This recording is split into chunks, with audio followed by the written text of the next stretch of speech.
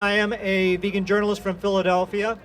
I've been writing off and on for the Daily News and Philly.com about Philly's vegan food scene since 2001. I also had a podcast called Vegcast, which I'm now in the process of editing the last episode 123 of, and I'm very glad to be here as part of the Veggie Pride Parade. I'm honored to be here up on stage. I'm just going to talk a little bit about what I do and kind of the way that it informs the way I look at the world. I do what I would call advocacy journalism, where I'm putting out information, reporting on vegan events, vegan food offerings, vegan restaurants opening, vegan trends, and so forth.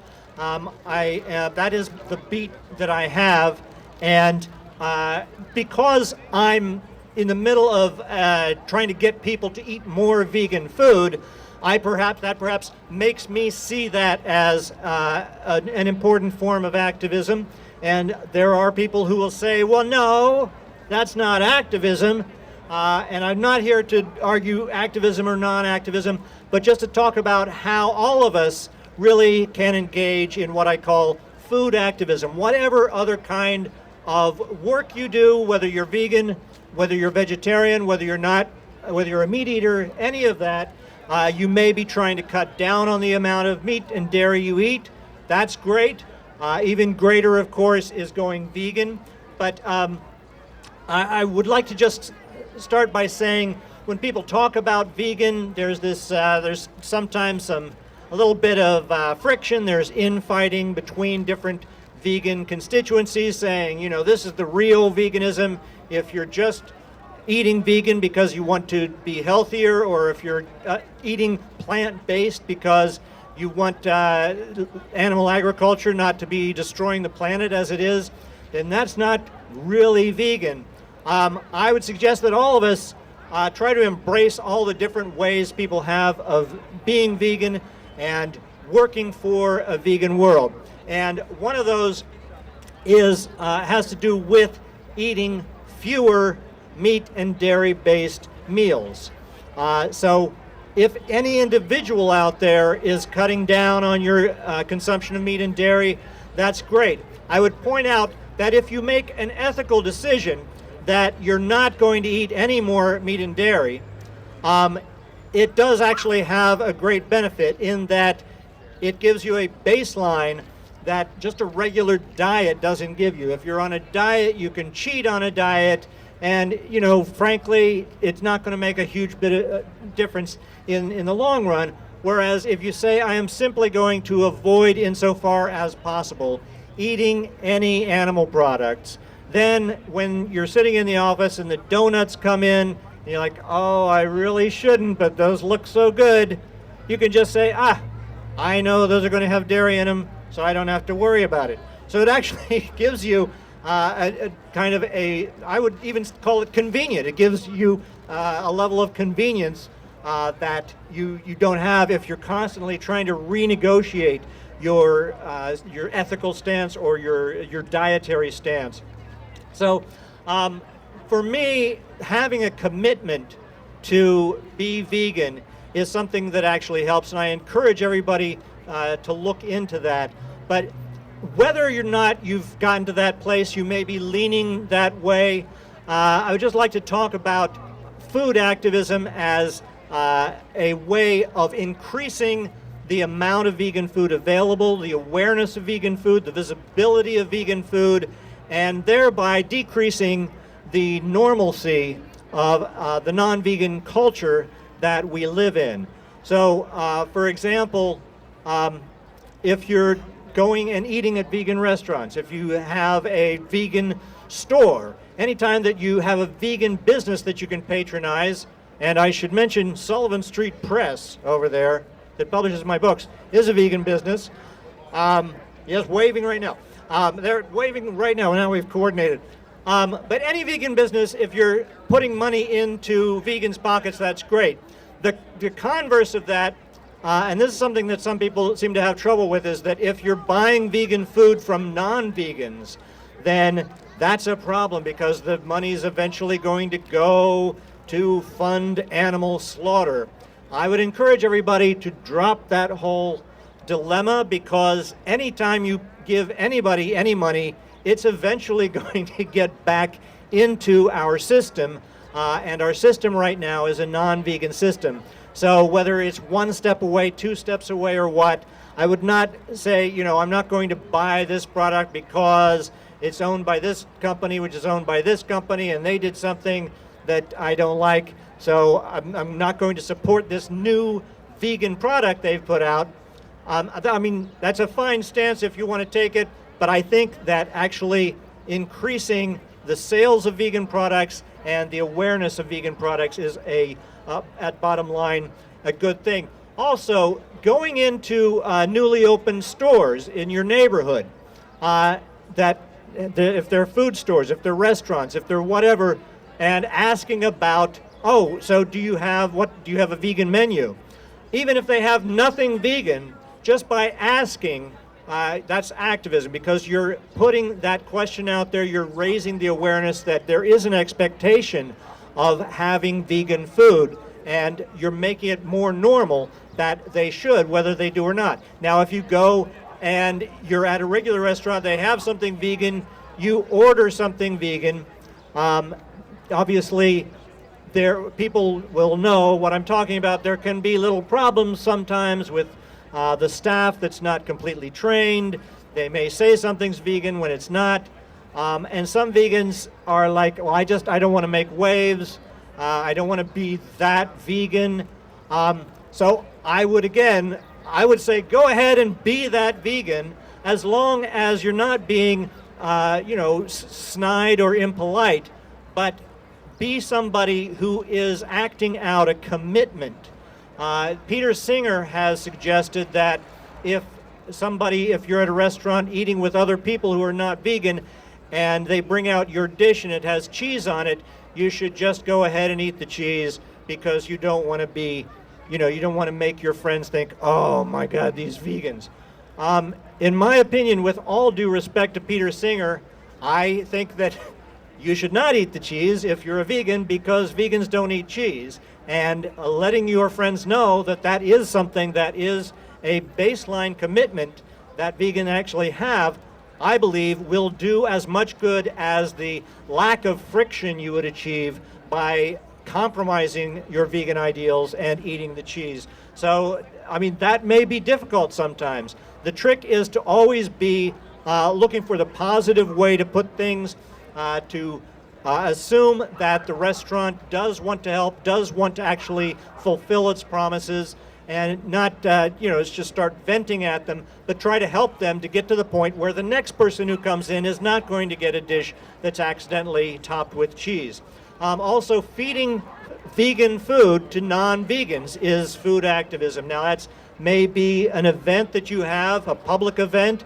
Even having your non-vegan friends over for a vegan meal is another way of getting more people to realize that vegan food can be delicious and that it is usually nutritious.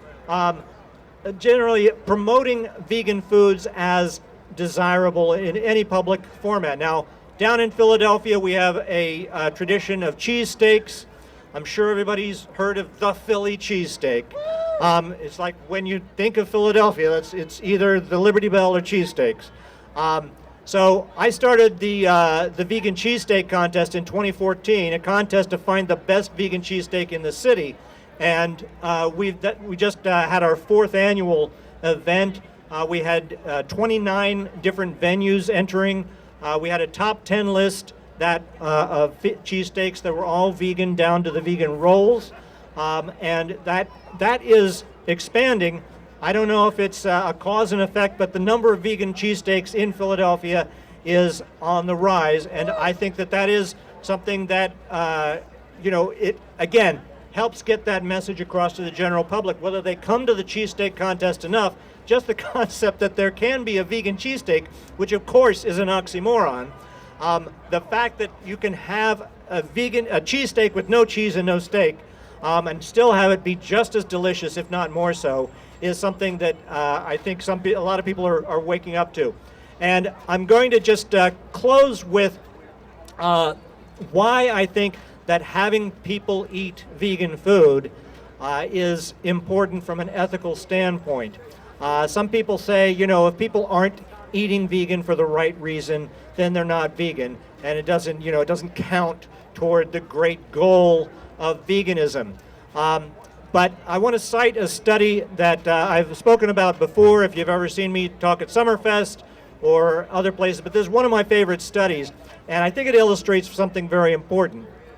And in this study, which was, I always forget to bring this site, this is in the February 2012 issue of Personality and Social Psychology Bulletin. They took a group of meat eaters and divided them randomly into two groups. One group was told, after filling out this questionnaire, you will be eating a selection of fruit. The other group was told, after filling out this questionnaire, you'll be eating a selection of meat products. Then they had a questionnaire where they were evaluating the sentience, the suffering, the intelligence of different kinds of animals, and ranking them and saying, you know, what do you think this animal is, can this animal think, blah, blah, blah, and basically just getting people's opinions on this. Now, remembering that all these people came into this study basically at the same point as meat eaters, it was very interesting that just based on being divided by what they were expecting to eat at the end of the questionnaire, there was a direct correspondence that those who thought they were going to have fruit, and they did get fruit, it wasn't a trick, those who knew that they were going to get fruit, rated animals' levels of intelligence and sentience higher consistently than those who expected to eat meat, as though the mere knowledge that you're about to eat meat forces the mind to start making adjustments that will justify your behavior.